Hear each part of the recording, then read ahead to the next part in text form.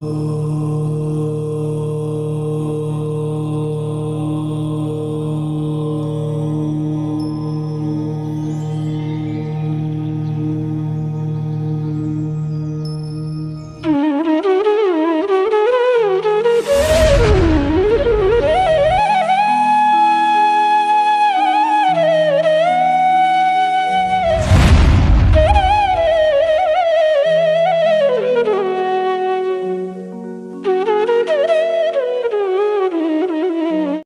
नमः सिद्धेभ्यः। ओम नमः सिद्धेभ्यः। ओम नमः सिद्धेभ्यः। सिद्धं शुद्धं पाणमीय जिनेन्द्रवर्णेमि चन्दम कलङ्कं गुणरयन भूषणुदयं जीवसपरुवणं गोच्छम्। बोलो देवादिदेव 1008 श्री श्रेयांसनाथ भगवान की जय। देवादिदेव 1008 श्री नेमिनाथ भगवान की जय। देवादिदेव 1008 श्री बाहुबली भगवान की जय। सिद्धांत चक्रवर्ती आचार्य श्री नेमि चंद्राचार्य महामुनि राज की जय। संत शिरोमणि आचार्य गुरुवर विद्यासागर जी महामुनि राज की जय। विद्याकुल शिरोमणि नवाचार्य आचार्य श्री समय सागर जी महामुनि राज की जय। निर्यापक श्रमण मुनि पुंगव श्री सुधा सागर जी महामुनि राज की जय। समस्त मुनि संघ की जय। योग मार्गना के वर्णन के बाद आज एक जो वेद प्ररूपना, मतलब कुछ प्ररूपनाएं हमने शुरुआत में पढ़ी थी, संज्ञा प्राण पर्याप्ति, उसमें ही वेद प्ररूपना का जो विषय है वह विषय यहाँ पर ले रहे हैं क्रम से। तो जो बीच में मार्गना आई उसके बीच में एक वेद मार्गना वेद प्ररूपना है, और फिर कल मतलब इन कक्षाओं के बाद जो है कषाय मार्गना का विषय आने वाला है। एक शलाका के विषय में प्रश्न कल की कक्षा में हुआ था। तो यहाँ पर शलाका का मतलब महाराज श्री का कहना था कि उसको सपोज रूप में लेना है, किसी संख्या के सपोज रूप में, कि क्या सपोज रहेगा वहां पर। तो उसके लिए शलाका का प्रयोग किया जाता है। और जो वहां पर उत्कृष्ट शलाका दी है तो वो जो सोपरूपक्रम और अनुपक्रम है उसको मिलाकर उसको लेना है। तो भाई ये कितना होगा, उतनी शलाका आएगी, मतलब सपोज। शलाका का अर्थ यहाँ पर सपोज रूप में लेना है। इतना विषय हमारा कल हुआ था। बाकी एक संख्या गणित के विषय में इस तरह से एक आपको दिखाता हूँ। ऐसा एक चार्ट आपको दे रहा हूँ संख्या गणित के विषय में, जिससे लगभग संख्याओं की सारी जो बातें हैं वो हमारे समझ में आ जाएगी। ये देखिए, एक किसे कहते हैं, 10, 100, सहस्र, 10 सहस्र, ऐसा लेकर जो 30 अंक की संख्या है इकट्ठी तक, वहां तक ये सब हम लोग लेंगे तिलोय पन्नति के अनुसार। और इसी के साथ साथ जो तौल की अपेक्षा से निर्देश है, वह तौल की अपेक्षा से निर्देश भी ये आपको ऐसा बनाकर मिलेगा चार्ट। फिर ये अवसान सन्ना सन्न जो शब्द आ रहे हैं, उसके बाद त्रस रेणु शब्द आ रहा है। जैसे इधर से ये उच्छेद अंगुल, प्रमाण अंगुल, ये सब शब्द जो है उनका सब एक प्रमाण आपको निकाल कर, फिर ये घनांगुल का प्रमाण, सूच्यांगुल, घनांगुल, आधा पल्ले क्या है, जगत श्रेणी क्या है, जगत श्रेणी और जगत प्रतर में क्या अंतर है, ऐसा एक आपको अभी बना रहा हूँ थोड़ा थोड़ा। ये सब ये आपको नोट्स के रूप में ये भी मिल जाएगा। ठीक है, तो जिसके माध्यम से संख्या को सामान्य रूप से हम लोग समझ सकते हैं। आइए, आज से हमें वेद प्ररूपना जो है वो प्रारंभ करनी है। वेद प्ररूपना मतलब जो नौ नौ कषाय होती है, उन नौ नौ कषायों में जो स्त्री वेद, पुरुष वेद और नपुंसक वेद का कथन हम नौ नौ कषायों में पढ़ते हैं, उन्हीं कथन का वर्णन यहाँ पर गाथाओं के माध्यम से प्रत्येक वेद को यहाँ पर आचार्य महाराज समझाएंगे।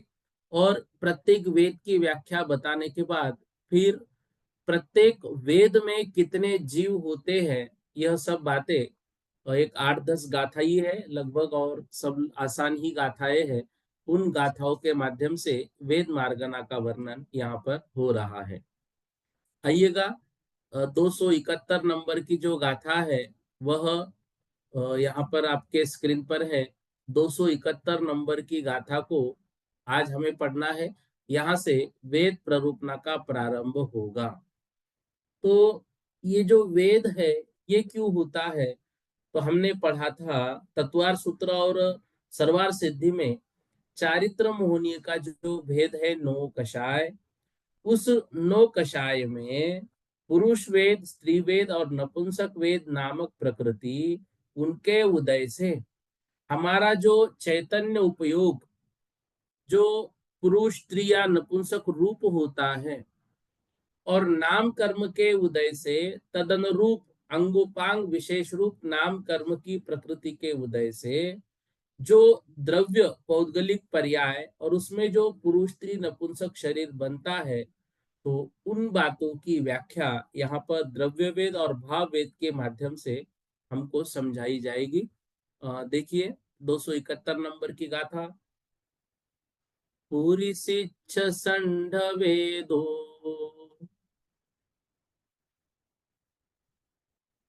पूरी सिच्छि संढ वेदो, दयेन पुरी सिच्छि संढवो भावे,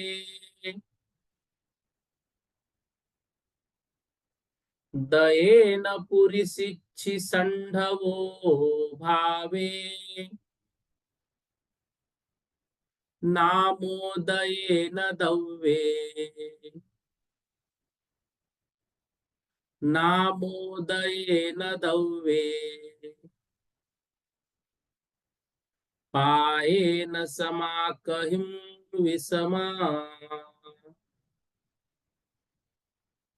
पायेन समाकहिं विषमा। क्या कह रहे हैं? पूरी, पूरी, ठीक है ना। फिर सी, तो पूरी सी ये शब्द एक बनेगा। छी मतलब स्त्री, संड मतलब षड, वेद उदयेन अर्थात वेद के उदय से, पूरी सी अर्थात पुरुष, छी मतलब स्त्री, षंड मतलब नपुंसक, भावे ऐसा जो भाव होता है, नामोदयेन अर्थात उसका जो नाम है उस नाम के अनुसार, मतलब पुरुषोदय, नपुंसक वेद आया, स्त्री वेद, नामोदयेन दव्ये, पायेन समा कहिम विषमा। जैसा नाम है वैसा ही द्रव्य प्राय पाया जाता है, और समा मतलब उस रूप ही, कहीं कुछ जगह पर विषमा, विषम भी होते हैं, क्वचित कदाचित विषम भी पाए जाते हैं। मतलब भाव वेद अलग और जो द्रव्य वेद है वो अलग, ऐसा विषम भी कहीं पर वर्णन पढ़ने को मिलता है। क्या बता रहे हैं? पुरुषी वेद उदयेन, पुरुष के उदय से स्त्री की अभिलाषा रूप परिणाम, फिर स्त्री, स्त्री वेद के उदय से पुरुष की अभिलाषा रूप मैथुन संज्ञा धारक जीव के परिणाम, सढ़ वेद उदयन अर्थात नपुंसक वेद के उदय से पुरुष और स्त्री दोनों की युगपत अभिलाषा रूप जीव के परिणाम, और तदनुरूप जो उसके भाव हो रहे हैं। इसी के साथ साथ नामोदयन, जो नाम है उस नाम के उदय से, मतलब तदनुरूप नाम कर्म का जो उदय है, तो संयुक्त पुरुष वेद रूप आकार विशेष सहित अंगोपांग नाम कर्म के उदय से उसके योग्य मूछ, दाढ़ी, लिंग चिन्ह संयुक्त जो शरीर का धारक जीव है, ऐसे नामोदय न उस नाम के उदय से जो द्रव्य पाया जाता है वह समा, वह सम भी है, और क्वचित कहीं विषमा मतलब क्वचित कदाचित वह विषम रूप भी पाया जाता है। क्या कह रहे देखो, पुरुष, स्त्री और नपुंसक वेद कर्म, ये तीन दिए शुरुआत में, पुरुष, स्त्री और नपुंसक वेद कर्म के उदय से फिर पुरुषी ची संडवो भावे, इनका जो भाव होगा पुरुष रूप, स्त्री रूप और नपुंसक रूप होगा। इसी के साथ नामोदय न, अर्थात नाम कर्म के उदय से, कौन सा नाम कर्म, तदनुरूप नाम जो उनका नाम है, मतलब पुरुष भाव है तो पुरुष स्त्री, पुरुष स्त्री भाव है तो स्त्री द्रव्य, और नपुंसक भाव है तो नपुंसक द्रव्य। तो उदय से द्रव्य पुरुष, द्रव्य स्त्री और द्रव्य नपुंसक, ठीक है ना। द्रव्य, नामोदयन द्रव्य, नाम कर्म के उदय से द्रव्य, पाएन, यह प्राय समा, समान ही होता है। प्राय ऐसा देखा जाता है कि जैसा द्रव्य है वैसा ही भाव है। कहीं विषमा, कहीं कहीं पर, क्वचित कदाचित ऐसा भी होता है कि ये विषम भी पाए जाते हैं। क्या कह रहे देखो, भाववेद क्या है, जीव के तीव्र मोह से उत्पन्न स्त्री पुरुष नपुंसक भाव रूप परिणाम। पुनः भाववेद क्या है, जीव के तीव्र मोह के उदय से उत्पन्न स्त्री पुरुष नपुंसक भाव रूप परिणाम। और द्रव्यवेद पुरुष स्त्री नपुंसक रूप शरीर। द्रव्यवेद क्या है, पुरुष स्त्री नपुंसक रूप शरीर। अब कह रहे हैं यहाँ पर एक बात बताई कि प्राय न समा, सब जगह पर प्राय ऐसे समान ही होते, जैसा द्रव्य वैसा ही भाव वेद। फिर ये समता विषमता कहाँ पाई जाती है, कहीं क्वचित कदाचित विषमता भी कही है। तो समानता कहाँ कहाँ पर होती है, देवों में, नारकियों में, भोग भूमि के मनुष्य और तिर्यंचों में, एकेंद्रिय और विकलेंद्रिय तिर्यंचों में, समूर्छन मनुष्य एवं तिर्यंचों में। विषमता कहाँ संभव है, कर्म भूमि के मनुष्य एवं तिर्यंच, कर्म भूमि के मनुष्य एवं तिर्यंच। तो यहाँ पर क्यों, जहां तीनों वेद पाए जाते हैं वहां वेद विषमता भी पाई जाती है। जहां पर तीनों वेद पाए जाते हैं वहां पर मतलब वेद विषमता पाई जाती है। हमने यहाँ पर पढ़ा, ध्यान से, पहले तो भाववेद पढ़ा। भाववेद क्या है, तो पहली पंक्ति देखो, पुरुष वेद के उदय से स्त्री के अभिलाषा रूप परिणाम, स्त्री वेद के उदय से पुरुष अभिलाषा रूप परिणाम, और नपुंसक वेद के उदय से दोनों में युगपत अभिलाषा रूप परिणाम। तो ये क्या है, ये भाव पुरुष, भाव स्त्री और भाव नपुंसक है। अब ये भाव हुआ, द्रव्य, द्रव्य तीनों का अपने अपने नाम कर्म के उदय से होगा। नाम कर्म कौन सा, निर्माण नाम कर्म। निर्माण नाम कर्म के उदय से संयुक्त पुरुष वेद रूप आकार से विशेष सहित, अंगोपांग नाम कर्म के उदय से मूछ दाढ़ी लिंगादिक चिन्ह से संयुक्त शरीर, और पर्याय के प्रथम समय से लेकर अंतिम समय पर्यंत वह द्रव्य पुरुष होता है। फिर स्त्री के लिए निर्माण नाम कर्म के उदय से संयुक्त स्त्री वेद रूप आकार विशेष सहित अंगोपांग नाम कर्म के उदय से रोम रहित मुख स्तन योनि इत्यादि चिन्ह संयुक्त शरीर के धारक जीव, वह पर्याय के प्रथम समय से लेकर अंतिम समय पर्यंत द्रव्य स्त्री। और पुनश्च निर्माण नाम कर्म के उदय से संयुक्त नपुंसक वेद रूप आकार के विशेष सहित अंगोपांग नाम कर्म के उदय से मूछ ढाड़ी इत्यादि और स्तन योनि इत्यादि दोनों चिन्ह से रहित शरीर का धारक जो जीव है वह पर्याय के प्रथम समय से लेकर अंतिम समय पर्यंत द्रव्य नपुंसक हुआ। तो भाव पुरुष, भाव स्त्री, भाव नपुंसक, और द्रव्य पुरुष, द्रव्य स्त्री और द्रव्य नपुंसक समझा।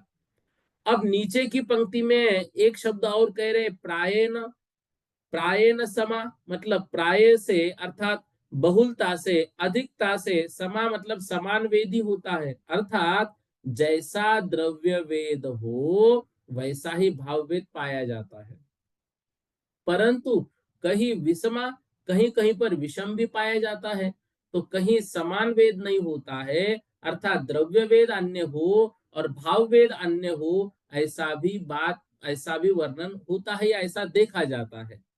तो देव नारकी भोग भूमि तिर्यंच और भोग भूमि मनुष्य, इनके तो जैसा द्रव्य वेद है वैसा ही भाव वेद होगा, परंतु कर्म भूमि तिर्यंच और कर्म भूमि मनुष्य, इनमें से सबके पास नहीं, किन्हीं जीवों के पास जैसा द्रव्य वेद होता है वैसा ही भाव वेद है, परंतु कई जीवों के पास द्रव्य अन्य होता है और भाव वेद अन्य होता है।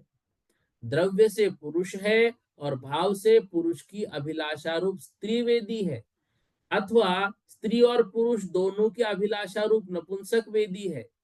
ऐसे ही द्रव्य से स्त्री वेदी है और भाव से स्त्री की अभिलाषा रूप पुरुष वेदी है, अथवा दोनों अभिलाषा रूप नपुंसक वेदी है। द्रव्य से नपुंसक वेदी है, भाव से स्त्री की अभिलाषा रूप पुरुष वेदी है, अथवा पुरुष के अभिलाषा रूप स्त्री वेदी है, ऐसा भी देखने में आता है। तो ये कहाँ पर होगा? ये कर्म भूमि मनुष्य और तिर्यंचों में ही ये बात लागू होगी। क्यों? जहां पर तीनों वेद पाए जाते हैं वहां पर ये बात लागू होती है, ऐसा नियम हमने समझा। तो जैसे कोई पुरुष है लेकिन वो अपने आप को सजाने में, मेकअप करने में हमेशा लगा रहता है, हो सकता है वो द्रव्य से तो पुरुष है, भाव से स्त्री हो। या फिर जैसे कोई बोल्ड लेडी होते हैं, जैसे इंदिरा गांधी है, जैसे रानी लक्ष्मीबाई है, जैसे और भी बहुत सारे महिलाओं को हम देखते हैं जो जो द्रव्य से तो स्त्री है लेकिन भाव से पुरुष से भी एक कदम आगे उनकी दहशत है, या यूं कहे कि उनकी ताकत है। तो हो सकता है कि उनका भाव वेद पुरुष वेद हो। इस तरह से वेद की विषमता भी पाई जाती है। तो ये वेद विषमता के विषय में भी हमको याद रखना है। एक नियम यहाँ पर बनाया, जहां तीनों वेद पाए जाते हैं वहीं वेद विषमता होती है। जहां पे मात्र दो वेद है, स्त्री और पुरुष वेद, वहां वेद की विषमता नहीं है, वहां वेद समान ही पाए जाते हैं। इस तरह से ये पहली गाथा को हमने यहाँ पर पढ़ा। आइएगा 272 नंबर की गाथा के माध्यम से और आगे हम विषय को समझते हैं। वेद सुदीर्णाये,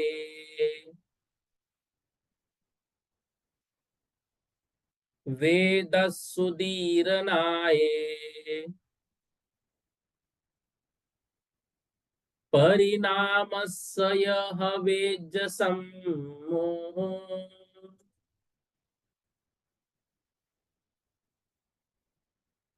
सम्मोहेन न जानति, सम्मोहेन न जानति, जीवो हि गुणं वदोषं वा,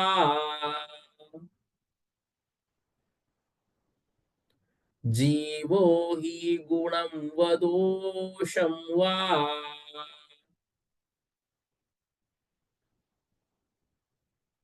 वेदस्य वेदस्य उदीरणाय,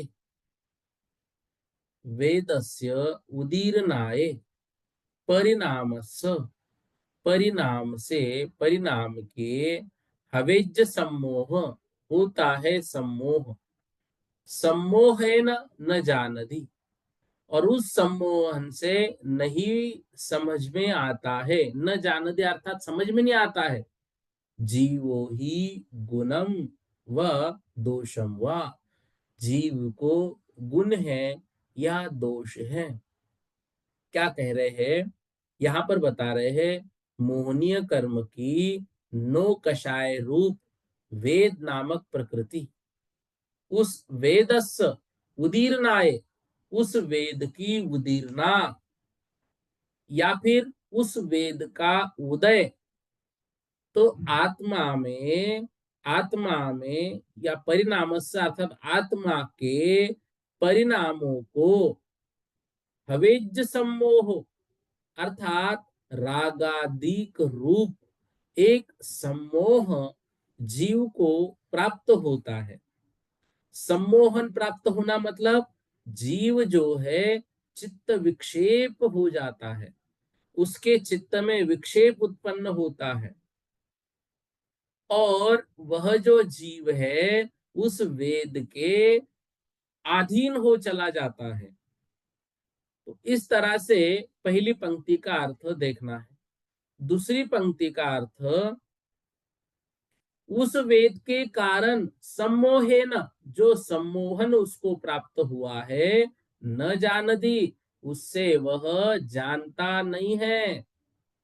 उस वेद के उदय के आने पर वह जो सम्मोहन उसको हुआ है, उस सम्मोहन से नहीं जानता है। किसको? जीवो ही जीव के गुणम दोषम वा।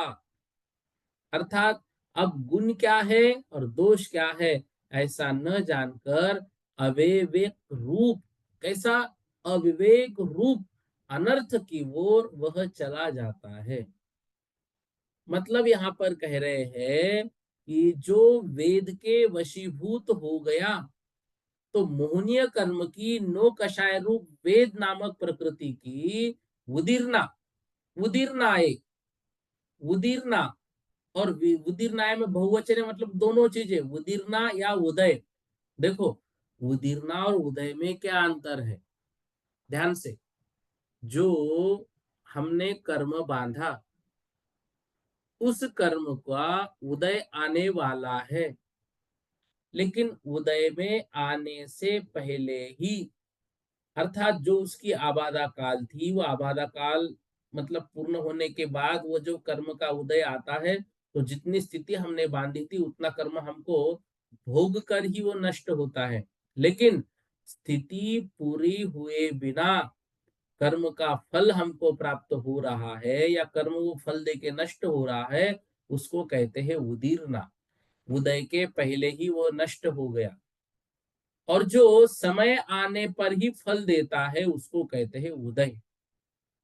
तो यहाँ पर बता रहे हैं वेदनीय कर्म के, ये जो मोहनीय कर्म की नो कषाय रूप, वेदनीय मत लेना, वेदनीय कर्म नहीं, वेद नामक कर्म के, गलती से वेद नहीं बोला मैंने, मोहनीय कर्म की नो कषाय रूप वेद, अर्थात वेद नामक प्रकृति के उदीर्णा से या फिर वेद नामक प्रकृति के उदय से आत्मा के परिणामों में रागादिक विषया, जो विषयाभिलाषा होती है, उस विषयाभिलाषा की ओर एक सम्मोहन जीव का होता है, जिसको आगम की भाषा में कहते हैं चित्त विक्षेप। उसका जो हृदय है वो विक्षिप्तता को प्राप्त हो जाता है और उस समय वह जीव वेद के उदय से ऐसे सम्मोह में लग जाता है जहां पर उसको जीव का गुण या जीव का गुण या जीव का दोष क्या है यह बात समझ में नहीं आती है। वह अविवेकी हो जाता है और अविवेकी हो जाने से अनर्थ को प्राप्त होता है। अगर इससे बचना है तो कहा है हमें परमागम की भावना रखते हुए बल से, अर्थात पुरुषार्थ करके, अपने स्वरूप का चिंतन करते हुए ब्रह्मचर्य को स्वीकार करना चाहिए। इस तरह से अब देखो, एक बार हम सभी छात्र गुरुदेव के पास आगम पढ़ रहे थे, हर वर्ष जाते हैं निर्यापक श्रवण मुनि पुंगव श्री सुधा सागर जी महाराज जी के पास। तो वहां पे जो शादी करके आते हैं वो जोड़े से महाराज जी का आशीर्वाद लेते हैं। तो महाराज श्री कहते, आशीर्वाद देते हैं। तो जो बाकी बच्चे वो कहते कि महाराज श्री आप, मतलब आपने सब कुछ त्यागा है और आप इनको शादी का आशीर्वाद दे रहे हैं, जोड़े से आए हैं। तो महाराज श्री कहते हैं आशीर्वाद शादी के लिए नहीं है, आशीर्वाद इन्होंने जो स्वदार संतोष व्रत को ग्रहण करना है इसलिए कि स्वदार संतोष व्रत, अब अपने पत्नी के अलावा बाकी सबको माता बहिन रूप ही दृष्टि रखेंगे, तो यह ब्रह्मचर्य हम सबको ग्रहण करना चाहिए।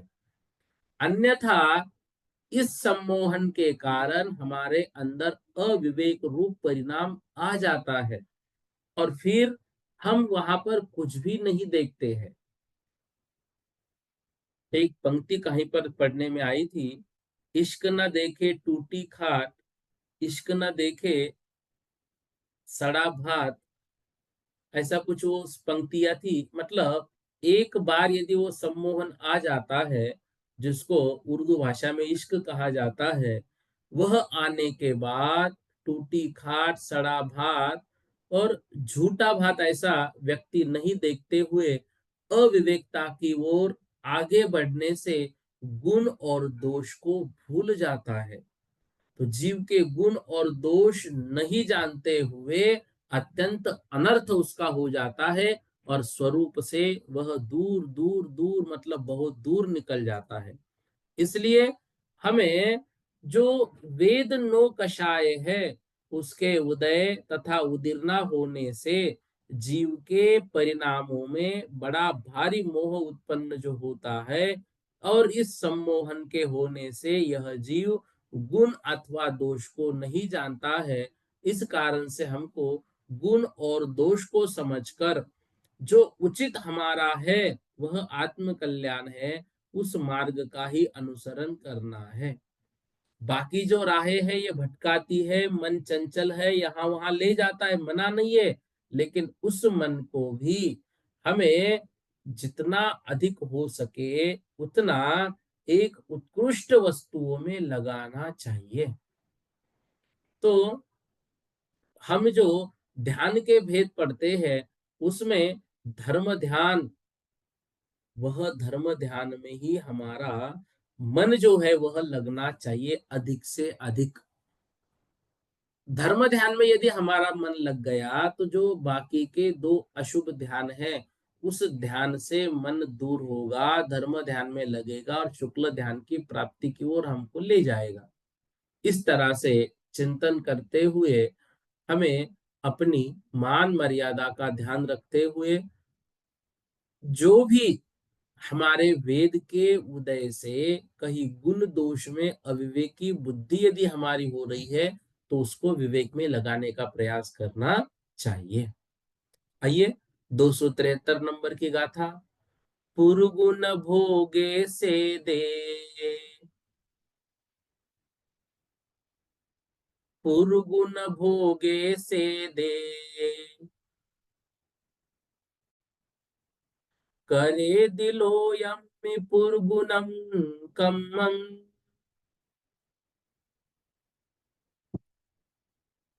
करे दिलो यम्मि पुरगुनम कम्मम,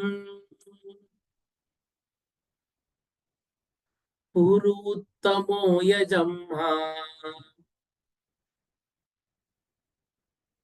पुरुत्तमो यजम्हा, तम्हासो वह्नियो पुरिसो, तम्हासो वह्नियो पुरिसो।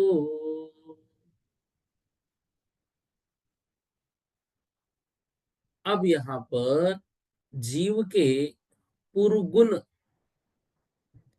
पूर्व भोग से दे, फिर करेदी अर्थात पूर्व गुण, करोदी अर्थात करने वाले, और पुरु लोयमी उत्तमे शेते। इस तरह से यहाँ पर पुरुष के विषय में अलग अलग वर्णन कर रहे हैं इस गाथा के माध्यम से। देखिएगा, यहाँ पर पुरुगुण भोगे, फिर सेदे, करेदि, लोयमी, पुरुगुण कम्मम, पुरुत्तमेच यस्मात्, तस्मात् स वर्णितः पुरुषः। उसको पुरुष कहा गया है। किसको पुरुष कहा गया है? तम्मा, इस कारण से, सो वह, वन्यो उसका वर्णन किया गया है, पुरुषो अर्थात पुरुष रूप में। क्यों? पुरुगुण, जो उसके गुण हैं वह कैसे है? पुरुगुण, पुरु मतलब उत्कृष्ट। तो उत्कृष्ट कौन से? उत्कृष्ट सम्यक ज्ञान आदिक, मतलब सम्यक दर्शन, सम्यक ज्ञान और सम्यक चारित्र। ये उत्कृष्ट गुण को कौन धारण कर सकता है? तो पुरुष। क्यों? क्योंकि स्त्री पर्याय में छठवें गुणस्थान से आगे जा ही नहीं सकते हैं। मतलब पांचवे से आगे नहीं, छठवें गुणस्थान में ही नहीं जा सकते। तो पुरुगुण, तो उत्कृष्ट सम्यक ज्ञानादि गुण जो है वह पुरुष में होते हैं। फिर सेदे,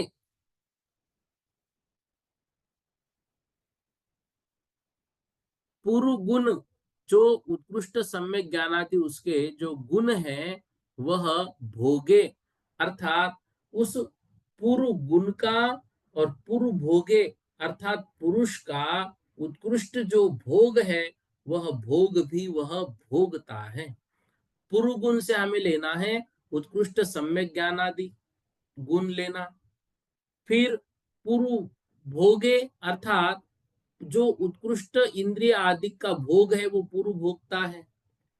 सेदे अर्थात शेते अर्थात उन गुणों को और उन भोगों को जो भोगता होकर प्रवर्तता रहता है।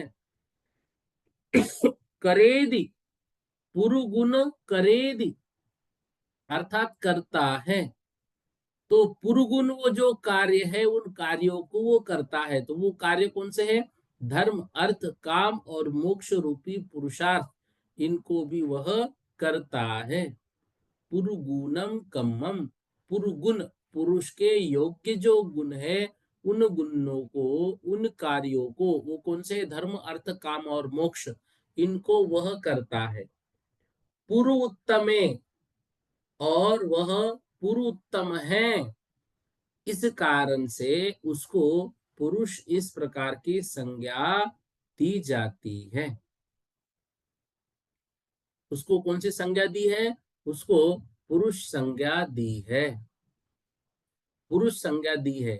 क्या क्या करता है वो देखिएगा, यहाँ पर नीचे एक एक शब्द है। पुरुगुण शेते अर्थात उत्कृष्ट सम्यक ज्ञानादि का वह स्वामी होता है। शेते मतलब भोक्ता होता है, उसको ग्रहण करता है, स्वामी होता है। पुरभोग शेते, शेते मतलब भोक्ता, तो पुरभोग कौन से है? उत्कृष्ट इंद्रादिक के भोग। पुरगुण करोति अर्थात पुरगुण को करता है। पुरगुण कौन से है? धर्म अर्थ काम और मोक्ष पुरुषार्थ को वो करता है। पुरु उत्तमे शेते, और पुरु उत्तमे, उत्तम मतलब उत्कृष्ट पद में, उत्कृष्ट पद कौन सा है? परमेष्टि पद में स्थित होता है। कौन? पुरुष। पुरुष जो है वह उत्तम पद में अर्थात परमेष्टि पद में स्थित होता है।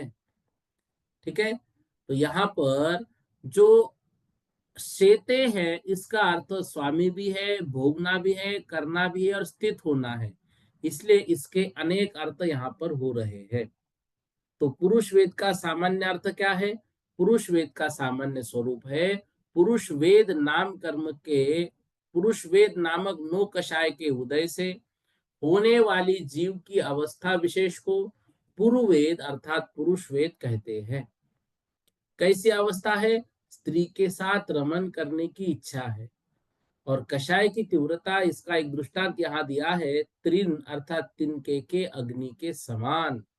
ये उदाहरण आचार्य महाराज ने एक दो गाथाओं के बाद खुद दिए हैं, लेकिन ये प्रत्येक हम इसमें हमने लिया है। पुरुष वेद का दृष्टांत क्या दिया? त्रिन अर्थात तिनके के अग्नि के समान। यहाँ पर 273 नंबर की गाथा में ये चार बातें महत्वपूर्ण है। पुरुगुण शेते, पुरुभोग शेते, पुरुगुण करोति, पुरु उत्तमे शेते। पुरु मतलब उत्कृष्ट, तो उत्कृष्ट सम्यक ज्ञान आदि का स्वामी है। शेते का अर्थ यहाँ स्वामी लिया है। नीचे शेते का अर्थ भोक्ता लिया है, तो उत्कृष्ट इंद्रादिक इंद्रियों का वो भोग आदि जो है वो भोक्ता है। पुरुगुण करोति, पुरुगुण को करने वाला है, अर्थात मोक्ष पुरुषार्थ जो है, धर्मार्थ काम मोक्ष पुरुषार्थ, इन पुरुषार्थों को वो करता है। पूर्व उत्तमे शेते, और उत्कृष्ट परमेष्टि पद में शेते अर्थात स्थित होता है। तो इस शेते का अर्थ स्वामी भी है, शेते का अर्थ भोगना है, शेते का अर्थ करना है, शेते का अर्थ स्थित होना है। ये चारों भी अर्थ होते हैं, इसलिए उसके अनेक अर्थ है, ऐसा हमें समझना चाहिए। 274 नंबर की गाथा देखिए। छादयदि स्वयं दोषे, छादयदि स्वयं दोषे, नयदो छादति परम विदोषेण। नयदो छाददि परम विदोषेण छादनशीला जम्हा छादनशीला जम्हा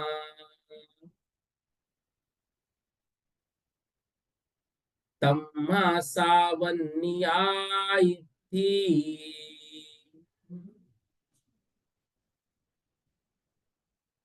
तम्हा सावन्यायिथि।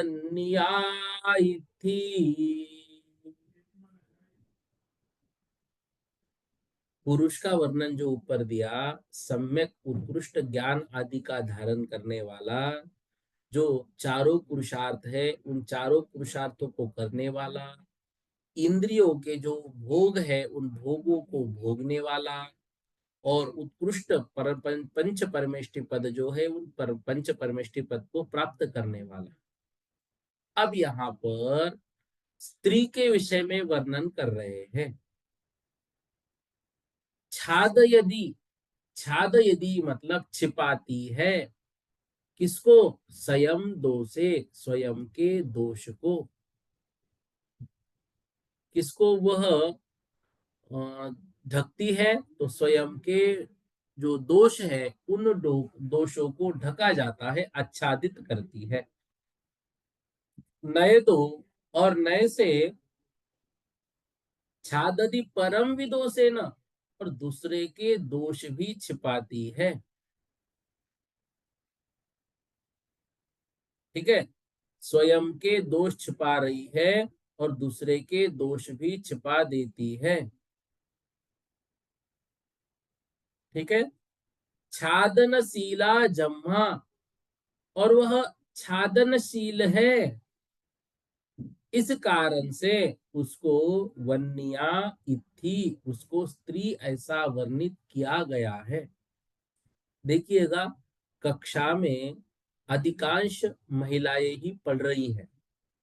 अब स्त्री वेद के विषय में कितना वर्णन आचार्य महाराज ने उस समय कर रखा है, इसलिए स्त्री को चाहिए कि अपने पर्याय पर रोना नहीं है, लेकिन अपने पर्याय का छेदन हो, ऐसे भाव प्रतिदिन भाने हैं, प्रतिदिन प्रति समय, कि इस स्त्री पर्याय का छेद हो, स्त्री पर्याय का छेद हो, ऐसे भाव भाने हैं। और हमेशा हमेशा अपनी जो स्त्री पर्याय है उस स्त्री पर्याय के लिए एक उत्कृष्ट गुण आचार्य महाराज ने दिया है, नम्र वृत्ति। यदि याद हो तो तत्वार सूत्र में स्त्री के लिए गुण दिया है, क्या? नम्र वृत्ति, मतलब सहनशील। सहनशील मतलब अन्याय को सहना नहीं है। घर में यदि कुछ मीठा बना तो उस मीठे को पहले सबको परोसेंगी, थोड़ा बचा अंत में ठीक है, नहीं बचा तो भी कोई दिक्कत नहीं है, ऐसी वृत्ति उनकी है। अब यहाँ पर ये बता रहे हैं कि जो स्वयं दोषे अर्थात अपने दोषों को, उनके दोष कौन से हैं? मिथ्यात्व, अज्ञान, असंयम और क्रोध आदि, आदि जो दोष है उन दोषों को वो आच्छादित करती है। और केवल अपने ही दोष आच्छादित नहीं करती, बल्कि अन्य के भी, अन्य के भी दोषों को वो क्या करती है? आच्छादित करती है। स्वयं के दोष को तो छिपा रही है और दूसरों के दोष को भी छिपाना चाहती या छिपाती है। मतलब अन्य कोई जीव है, उसके लिए कोमल वचन के माध्यम से, कटाक्ष सहित विलोकन के माध्यम से, उसी के साथ साथ उनके अनुकूल प्रवर्तन करने से, या फिर प्रवीणता रूप व्यापारों से अपने वश करके हिंसादिक पाप रूप दोषों को छिपाती है। अब यहाँ पर दोनों भी बातें लेने हैं, स्वयं के अंतरंग दोषों को भी छिपाती है और बहिरंग दोषों को भी वह छिपाती है। तो आच्छादन रूप ही स्वभाव है जिनका, उसको द्रव्य भाव से स्त्री ऐसा नाम कहा है। तो ये स्त्री की यहाँ पर निरुक्ति की गई है। छादनशीला जम्मा, क्योंकि वो आच्छादन करने में ही लगी हुई है, इसलिए उसको स्त्री ऐसा वर्णन किया गया है। देखिएगा, जो तीर्थंकर की माता होती है या चक्रवर्ती आदि, मतलब जो उत्कृष्ट पुरुषों की माता होती है, उन माताओं में ये दोष नहीं पाए जाते हैं। जो सम्यक दृष्टि स्त्रियां है उनमें ये दोष नहीं पाए जाते हैं। लेकिन वे स्त्रियां अल्प है, कम है। लेकिन जो दोष यहाँ पर आच्छादन के बताए गए हैं, वे स्त्रियां बहुत मात्रा में हैं। इस कारण से अधिक को ग्रहण करके ही स्त्री का लक्षण किया जाता है। मतलब ऐसा नहीं समझना कि भाई कुछ स्त्रियां अच्छी भी तो है, तो फिर उनको लेके वर्णन क्यों नहीं कर रहे हैं। इसलिए नहीं कर रहे हैं क्योंकि जो अधिकांश संख्या स्त्रियों की वो इसी रूप है। तो जो मिथ्या दर्शन, अज्ञान, असंयम आदि दोषों से अपने आप को आच्छादित करे, मृदु भाषण, तिरछी चितवन और व्यापार से जो दूसरों पुरुषों को भी हिंसा, अब्रह्म आदि दोषों से आच्छादित करे, उसको आच्छादन स्वभाव से युक्त होने से स्त्री ऐसा नाम दिया है। ठीक है ना। तो छाद यदि वो छिपाती है इस कारण से, तो दोष ही छादयती, अर्थात दोषों को आच्छादित करती है। स्वयं के मिथ्यात्व, असंयम आदि दोषों को, दूसरों के उनको वश में कर कर उनको हिंसा आदि पाप, अब्रह्म आदि पाप करने के लिए प्रेरित करते हैं। इस प्रकार आच्छादन रूप स्वभाव के होने से स्त्री कहा जाता है। तो स्त्री वेद नामक नो कषाय के उदय से होने वाली जीव की अवस्था विशेष को स्त्रीवेद कहते हैं। कैसी अवस्था विशेष? पुरुष के साथ रमन की इच्छा। और कषाय की तीव्रता का दृष्टांत दिया है। कारिश अर्थात कंडे की अग्नि, पुरुष का दिया घास की अग्नि और स्त्री का दिया कंडे की अग्नि। इस तरह से यहाँ पर स्त्री का वर्णन दिया हुआ है। अब बताइए, कुछ लोग ऐसा कहते हैं कि स्त्रियों के साथ अन्याय कर रहे हैं, स्त्रियों को अभिषेक आदि क्रियाएं नहीं करने दे रहे हैं। देखिए, आगम में यदि हम ढूंढेंगे तो इस तरह से स्पष्ट वर्णन है।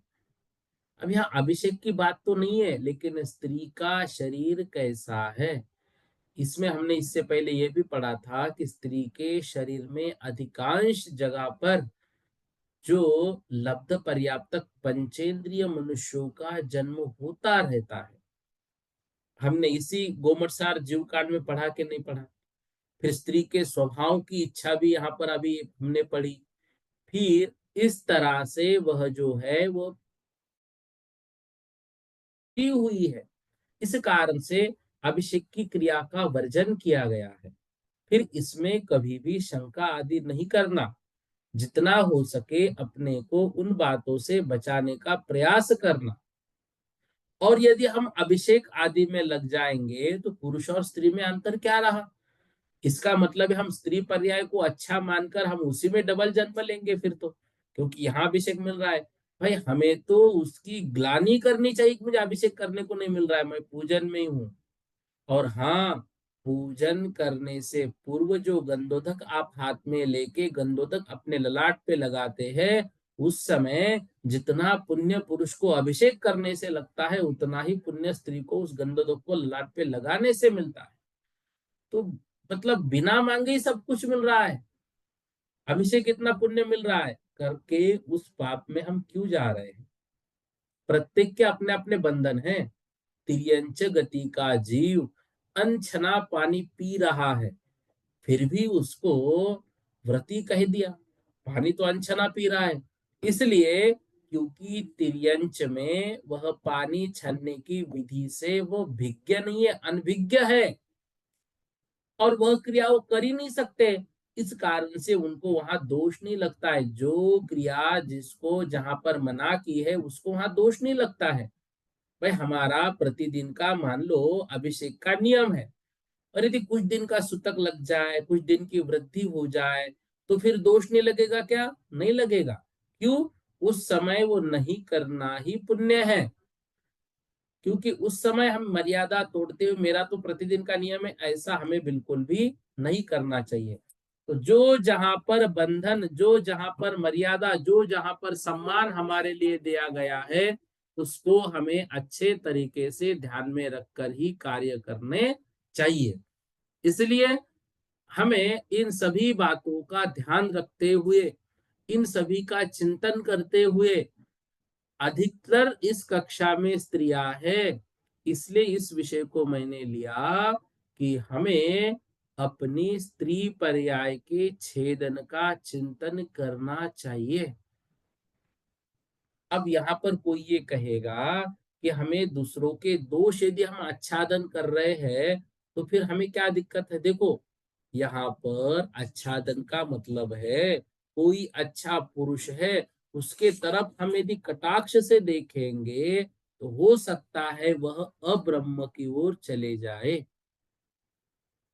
इसलिए वहां जो है, वहां पे उसके दोषों का कथन सामने आ जाएगा।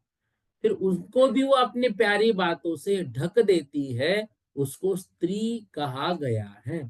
तो दोषों को छिपाने में माहिर, मतलब इसको कहते हैं चित्ते चित्ते माया, प्रत्येक चित्त में जिसकी माया बैठी हुई हो। यहाँ ये अर्थ कभी मत लगा देना कि आचार्य महाराज स्त्री का विरोध कर रहे हैं, नहीं, स्त्री का विरोध नहीं है, स्त्री पर्याय का विरोध कर रहे हैं। स्त्री पर्याय का विरोध मतलब स्त्री पर्याय से दूर होने की बात कर रहे हैं। तो हमें उससे दूर होने का प्रयास करना ही चाहिए। ठीक है, इस तरह से। हाँ, आज इतना पढ़ लेते हैं, 2-3 प्रश्न लेंगे। हाँ, आशा दीदी बोलिए। जय जिनेन्द्र भैया जी। जय जिनेन्द्र। हम बहुत दिनों से क्लास ज्वाइन नहीं कर पा रहे, 1-1.5 महीने से, तो हमारी बहुत सारी क्लास छूट गई है। तो ये कोर्स में हमें पता लगा कि केवल जीव कांड ही आएगा, तो ये क्या सही है या तीनों चारों ही आएंगे किसमें? अपने सप्तम वर्ष में? सप्तम वर्ष में 298 गाथा आएगी, कषाय मार्गना तक। नहीं नहीं, अब ये और दो तीन तीन बुक्स और है ना, 3 ग्रंथ और है ना अपने भैया हाँ, जी? 3 और है, सिद्धांत प्रवेशिका, पद्म पुराण और सुधा सागर सु, जिनवानी, वो तीनों 4 हाँ, आएंगे ये। चारों ही आएंगे। हाँ हाँ। ये कोई कह रहे थे कि बस केवल जीव नहीं, कांड ही पहले आएगा शुरुआत इस। में हमको भी यही कहा गया सांगानेर से कि वो सुधा सागर जिनवानी नहीं आएगी करके, लेकिन बाद में हाँ। वो ग्रुप में डाला गया है चारों भी आएगी। जैसा हमको वहां से बताया वैसे मैंने आपको तुरंत बता दिया था।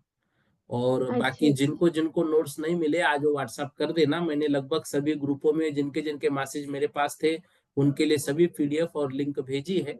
जिनको नहीं मिले एक बार आप भेज देना व्हाट्सअप। ठीक है जी दीदी? भैया जी, जी भैया जी। इंदिरा दीदी जी बोलिए। जय श्री भैया जी। जय जिनेन्द्र। भैया जी, जैसे आपने गुलिस्तान उसके अधिकार के प्रश्नोत्तर बना के भेजे थे, ऐसे क्या सभी अधिकारों के प्रश्नोत्तर मिल सकते हैं? भेजे हैं ना दीदी, कल पीडीएफ जो भेजे आपने देखी क्या? नहीं भैया, कला में कुछ भी नहीं मिला। आप सप्तम वर्ष के ग्रुप में नहीं है? है भैया जी। ना, एक बार देखो फिर उस पर सबने ठीक। लगभग 7-8 जो भी पीडीएफ थी वो सब बना के भेजी है। अच्छा अच्छा, ठीक है भैया जी। हमने सोचा वो आपने गोमट सार जी की भी ये भेजी हाँ, पीडीएफ। गोमट सार की भेजिए ना, अभी जो जो पढ़ा है उसी के भेजेंगे। बाकी उत्तर सब है। विषय के नहीं, अभी बाकी सबके भी बना के भेजेंगे फिर। ठीक है ना? अच्छा, ठीक है भैया जी। जय हाँ, जय। जय। राज रानी जी जैन लिखा है, बोलिएगा। जय जैन भैया जी। जय जिनेन्द्र। भैया जी, मैंने अभी आपकी क्लास अभी शुरू की है, तो मुझे कुछ और भी करना पड़ेगा कि मेरे पास अब आपका जो भेजेंगे सब आ जाएगा? आपको लिंक भेजिए, उससे सारी कक्षाएं आ जाएगी और पीडीएफ भी आ जाएगी। आप पीडीएफ भी आपके पास आई होगी ना? हाँ जी, जो वीडियो भेजेंगे आप वो भी आ जाएंगी? वो भी आ जाएंगे, मतलब वो, देखो वो तो है ना, गाथा को आपको ग्रंथ से देखना है, उसको समझने के लिए कुछ बातें इसमें लिखी है, उसको पढ़ना है। नहीं, ठीक है। जैसे कभी कोई क्लास नहीं ले पाए तो आप वीडियो भेजते हैं ना? हाँ, आप मुझे व्हाट्सअप कीजिए, मैं भेज दूंगा। अच्छा। ठीक अब है दीदी। हमें इसके लिए कुछ और तो नहीं, हम अभी कल 2-3 दिन से जुड़े हैं, पहले पता ही नहीं था, हम 1 महीने से पढ़ाई नहीं कर पा रहे थे, तो हमें अब कुछ और तो नहीं करना ना, बस इस तरह ही पढ़ते रहेंगे तो हो हाँ, जाएगा। पढ़ाई करते रहना है, और क्या है। जो पीछे का छूट गया उसका एक बार रिवीजन करके अच्छे से आगे आगे पढ़ते रहिए। तो जो हमारा पीछे से छूट गया है आप उसकी भेज देंगे हमें? आप भेज देता हूँ मैं, मुझे आप व्हाट्सअप कीजिए। भैया जी हमारे ना ये 203 गाथा से नहीं कर पाए हैं हम। कोई बात नहीं ना, आप मुझे व्हाट्सअप कीजिए, मैं आपको सब भेज दूंगा। थैंक यू भैया जी, जय जी जिनेन्द्र। जी। जय श्री दीदी जी, बोलिए।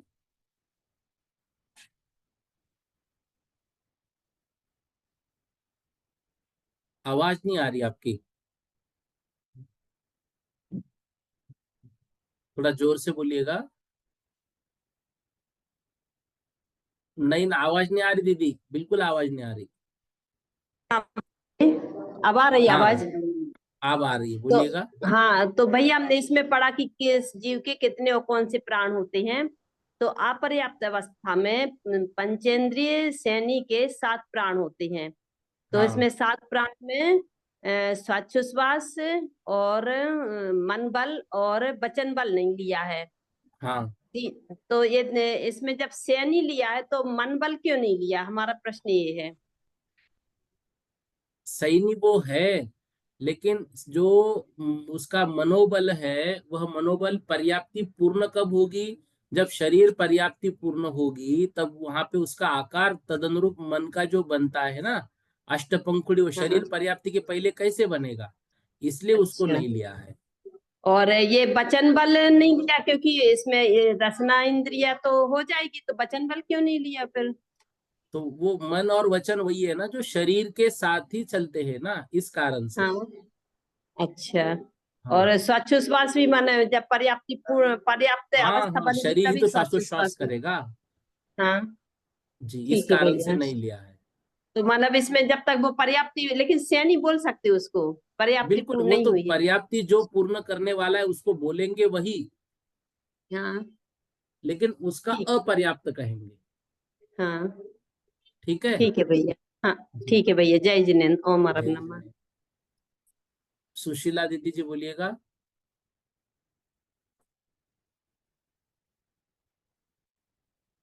सुशीला हाँ, जी, जैन जल्दी हाँ, जल्दी जय बोलिएगा। जिनेन्द्र भैया। मेरा हाँ। प्रश्न ये है, पेपर नंबर 3 से है कि मतलब क्वेश्चन नंबर 4 है ना, उसमें जोड़ी मिलाइए उसमें है। तो अयो केवली पर्यंत आपने लिखा उदय की अपेक्षा, मतलब जोड़ी मिलाइए के अंदर में है। मतलब तो अयो केवली तो उदय की अपेक्षा कैसे लिया उनको आहार संज्ञा में? आयोग केवली। मतलब जो आहार संज्ञा है ना, उसके अंदर में मतलब अयो केवली पर्यंत उदय की अपेक्षा से लिखा है जोड़ी मिलाइए में आहार संज्ञा हाँ, को। उदय नहीं, तो छठे आयोग छठे केवली गुण को स्थान नहीं, में खत्म हो केवली जाता को है ना। लिया है, केवली को। नहीं, उदय तो आहार की संज्ञा तो छठे गुण स्थान में खत्म हो जाती है ना। नहीं, देखो, आहारक कहा गया है उनको क्योंकि वो नो कर्म आहार ग्रहण करते हैं, केवलियों की बात है वो। आहार संज्ञा मतलब भोजन करने की बात नहीं है, वहां पर नो कर्म आहार उनका चलता रहता है इस अपेक्षा से। अच्छा अच्छा। हाँ। एक क्वेश्चन नंबर 3 है, तीसरा का 9वां। छायापस्म का आरोहण क्रम 5 व 7 लिखा आपने, जबकि छायापस्म तो 4 से 7 गुण स्थान है ना। किसका किसका? छायापस्म का आरोहण क्रम 5 व 7 गुण स्थान है ना। उसमें राइट लगा है, राइट देखो, रॉन्ग में क्षायोग है। क्षमिक सम्यक तो मतलब चौथे गुण स्थान से जो कहाँ पे जा सकता है, तो वो पांचवे में जाएगा या सातवें में जाएगा? तो छायापस्म का छठे में भी तो जाएगा ना। छठे में नहीं जाता है ना, छठा हमेशा गिरने की अपेक्षा होता है, चढ़ने की अपेक्षा कभी नहीं होता है। ऐसे तो फिर तीसरे गुण स्थान में भी आपने छायापस्म ही लिखा है ना। दूसरा क्षायोग परिणामी क्षमिक तीसरा दीदी, छायापस्म। वहां क्षायोग क्षमिक भाव लिखा है, क्षायोग क्षमिक सम्यक तो नहीं। तो छायापस्म में सम्यक तो फिर भैया 4 5 6 7 4 गुण स्थान नहीं है कि छायापस्म में सम्यक तो के। देखो, आरोहण क्रम मतलब वहां से वो जा कहाँ सकता है। छठे में अच्छा क्षायोग क्षमिक सम्यक तो रहने में कोई दिक्कत नहीं है, लेकिन चौथे से जाएगा कहाँ कहाँ पे, तो पांचवे में जाएगा या सातवें में जाएगा? अच्छा, छायापस्म में सम्यक तो वाला जीव। हाँ। अच्छा, एक और, 6 प्राप्तियों के अभाव को अतीत प्राप्ति कहते हैं। तो भाई अतीत प्राप्ति कौन सी हुई?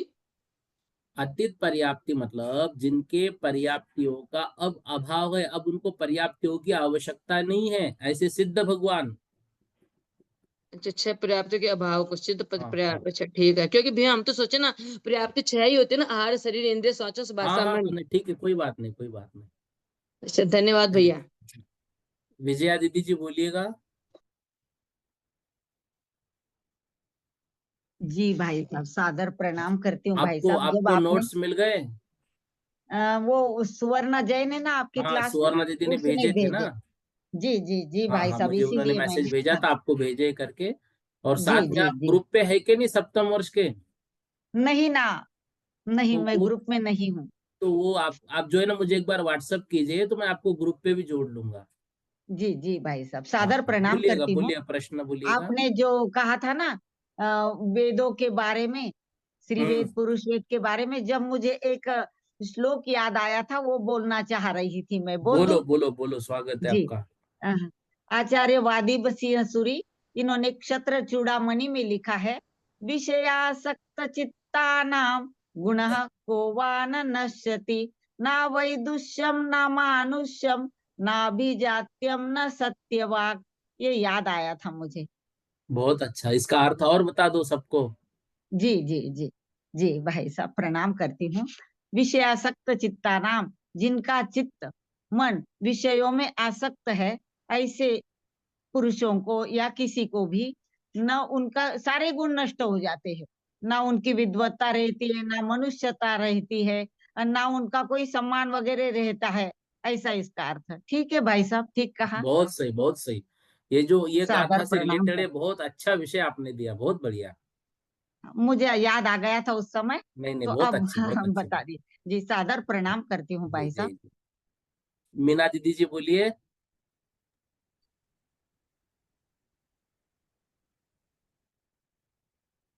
मीना दीदी जी अनम्यूट कीजिए। सीमा जी काला, आप बोलिए। हाँ, हो गया अनम्यूट। हाँ, मीना हेलो। दीदी जी हो गया, बोलो बोलो बोलो। जय जिनेंद्र भैया। जय जिनेन्द्र। मुझे भी गाथा नंबर 203 से मैंने नहीं किया, अभी शुरू किया है, तो मुझे भी सारा वो चाहिए आप भैया। व्हाट्सअप कर दीजिएगा, मैं भेज देता हूँ। आपको इसी नंबर पे? हाँ कौन सा हाँ, नंबर है आपका? 9403447471। एक मिनट भैया, एक मिनट। 94 03 9403 4434 9403 3471। 34। एक बार मैं नंबर बोल दूं क्या? बोलो नाइन बोलो फोर 9403443471। जी। ठीक है भैया, जय जय। इसमें मुझे भी जी वो जी, सारे चीजें चाहिए, क्योंकि बिल्कुल मैंने भी भेजो अभी भेजो, ज्वाइन आप किया है। भेजो। सीमा ठीक है दीदी भैया। जी बोलिए। जय जिनेन्द्र भैया जी। जय जिनेन्द्र। भैया जी आप है ना, तो वो ग्रंथ और हमारा जो ग्रंथ है आगाज का, तो वो दोनों अलग अलग हैं। तो पेपर सेट कैसे होगा, किस ग्रंथ से होगा? देखो, पेपर सेट होगा गाथा और गाथा अर्थ से। आपके पास जो ग्रंथ है ना, उसमें गाथा अर्थ है, उससे ही हाँ सेट होगा। गाथा अब में ये जो आपकी। ग्रंथ है मेरे पास, पंडित रतन हाँ चंद जी मुख्तार का, ये इन्होंने उसकी व्याख्या की है। अब वो हाँ जी। व्याख्या आपको समझाने के लिए बहुत आवश्यक है और बहुत अच्छी है, इसलिए बता हाँ रहा हूँ। मात्र हम गाथा और गाथा अर्थ लेंगे तो उससे और थोड़ी चीजें समझे, इसलिए ले रहे हैं। तो आपको प्रश्न आएंगे गाथा और गाथा अर्थ से ही, उसकी चिंता मत करना। अच्छा, भावार्थ से तो नहीं होगा ना, क्योंकि भावार्थ ना अलग अलग ना है ना, दोनों। नहीं नहीं आएंगे। अच्छा, धन्यवाद भैया जी। कीर्ति जी जैन बोलिए। भैया जी जय जिनेन्द्र। जय जिनेन्द्र। भैया आपने जो भी पीडीएफ भेजी हुई है कल, तो उसमें ये शास्त्र का ही डिटेल है, जो गाथाओं का डिटेल ही दिया है। प्रश्न अलग से ऐसे कुछ नहीं है उसमें? नहीं नहीं, गाथाओं का डिटेल दिया है, प्रश्न अलग से नहीं, मतलब जहां जहां बन सकते हैं, जो जो वो बनाए हुए हैं, बाकी सब जो डिटेल है बस अब उसी में से प्रश्न आएंगे, और क्या। हाँ, तो मतलब ऐसे अलग से आपने प्रश्न नहीं दिए कि न, वो निधि दीदी के नोट्स है ना ग्रुप पर, वो उसमें है सब। वो कहाँ पर है? वो भेजेगी दीदी, आपको भेज देगी, मैं बोल अच्छा देता हूँ उनको। जी जी, इसी वाले ग्रुप पे भेज दीजिए ना, भिजवा जी दीजिए जी भैया जी, जी। भेजेंगे देखिए काम हो भेजेंगे, जाएगी। हाँ। ममता दीदी जी सटई बोलिएगा। जय जिनेन्द्र भैया जी। बहुत दिनों बाद प्रश्न पूछ रहे हैं आप तो। हाँ भैया जी। हाँ बोलो बोलो।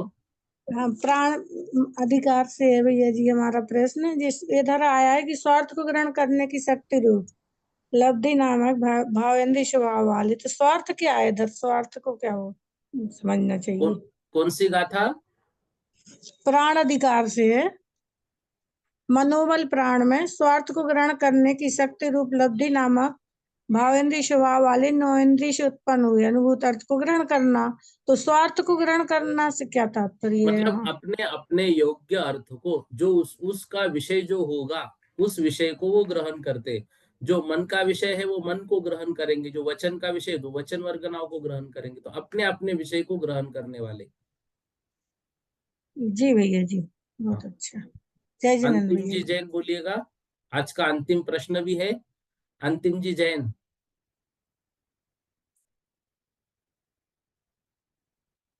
अनम्यूट कीजिए। अंतिम जी जैन। भैया जी जय जिनेन्द्र। जय जिनेन्द्र। आपने जो क्वेश्चन पेपर का बोला है तो वो हमने कुछ सॉल्व करे हैं, तो उसकी आंसर शीट मिल जाएगी क्या भैया जी? आंसर शीट भेजिए ना, ग्रुप पर भेजी है। तो मेरे इसमें तो पैसे निकालने में नहीं आ रही आप है। सप्तम वर्ष के ग्रुप में है क्या? हाँ है ना भैया जी। हाँ, ठीक है, फिर से तीनों क्वेश्चन पेपर और तीनों आंसर शीट में भेज दूंगा उस पर। ठीक है।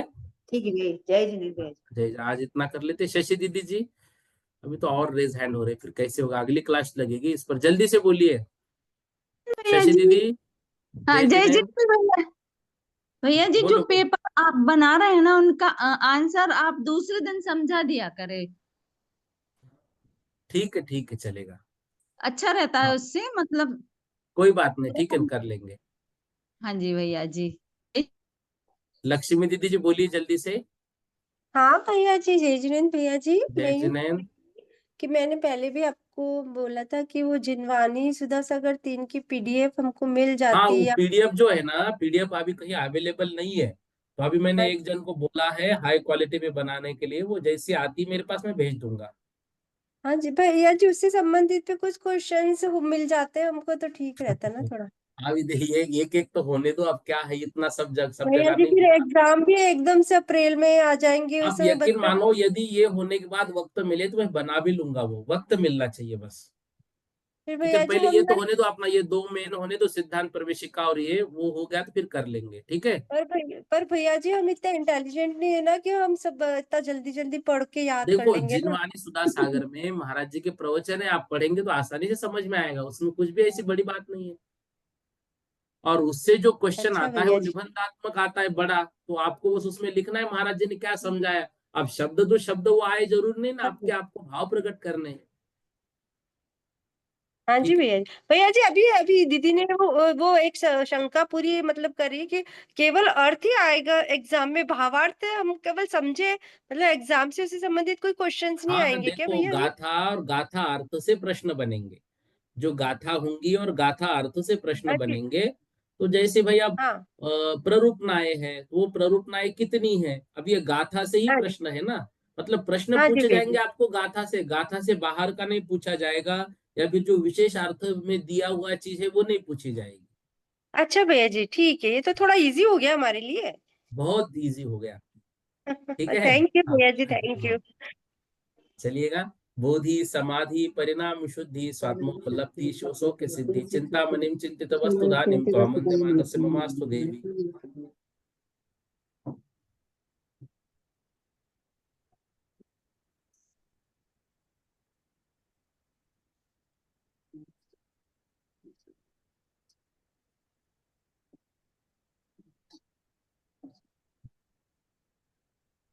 हाँ खोलो। कुल द्वादशांगिनवाणी माता की जय, सिद्धांत शास्त्र की जय। खोलो सभी खोलो। को प्रतिमाधारी जो है सभी को सादर वंदना, बाकी सभी को सादर जय जय।